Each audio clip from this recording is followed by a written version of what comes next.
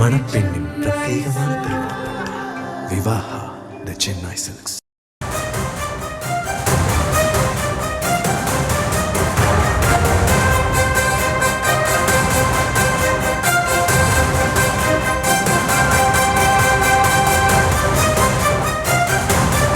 திருப்பூரில் பயங்கரவாத சதித்திட்டம் தீட்டிய 8 தீவிரவாதிகள் டெல்லி காவல்துறையினரால் கைது செய்யப்பட்டிருப்பதாக இபிஎஸ் தெரிவித்திருக்கக்கூடிய நிலையில் மாநில அரசு என்ன செய்து கொண்டிருந்தது என இபிஎஸ் கேள்வியை முன்வைத்திருக்கிறார்.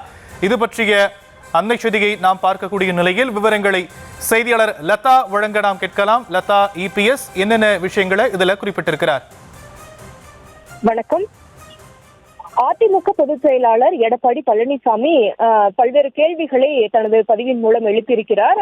அவர் வெளியிட்டிருக்கும் பதிவில் தமிழகத்தில் உள்ள திருப்பூரில் பயங்கரவாத சதி திட்டம் தீட்டிய 8 தீவிரவாதிகளை டெல்லி போலீசார் கைது செய்துள்ளதாக செய்திகள் வருகின்றன என்றும், கொலை கொள்ளை என்பதையெல்லாம் தாண்டி தீவிரவாத தாக்குதல் எனும் கொடூர உச்சத்திற்கு தமிழ்நாட்டின் சட்ட ஒழுங்கை சீர்குலைத்து வைத்திருக்கிறது இன்றைய திமுக அரசு என்றும் சாடியிருக்கிறார். மேலும் ஏற்கனவே 2022 கோவையில் கார் குண்டுவெடிப்பு நிகழ்ந்த போது தமிழ்நாட்டில் தீவிரவாத அச்சுறுத்தல் இருப்பதை ஒப்புக்கொள்ளாமல் சிலிண்டர் வெடிப்பு என சமாளிக்கவே முயன்றது இந்த திமுக அரசு என்றும், தொடர்ந்த தீவிரவாதிகள் கைது என்பது தமிழகத்தில் மத்திய அரசின் என்ஐஏ போன்ற அமைப்புகளால் மேற்கொள்ளப்பட்டு வரும் நிலையில் இங்குள்ள மாநில அரசு இதனை தடுக்க என்ன செய்தது என்ற கேள்வியை இபிஎஸ் முன்வைத்திருக்கிறார். மேலும் டெல்லி போலீசார் வந்து கைது செய்யும் வரை திமுக அரசின் ஏடிஎஸ் அதாவது ஆன்டி டெரரிசம் ஸ்குவாட் என்ன செய்து கொண்டிருந்தது என்றும் இபிஎஸ் கேள்வியை முன்வைத்திருக்கிறார்.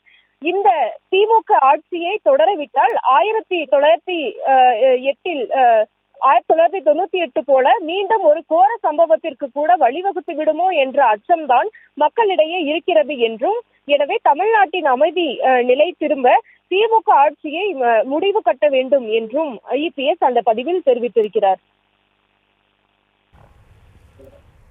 தற்போதைய விவரங்களுக்கு நன்றி லதா.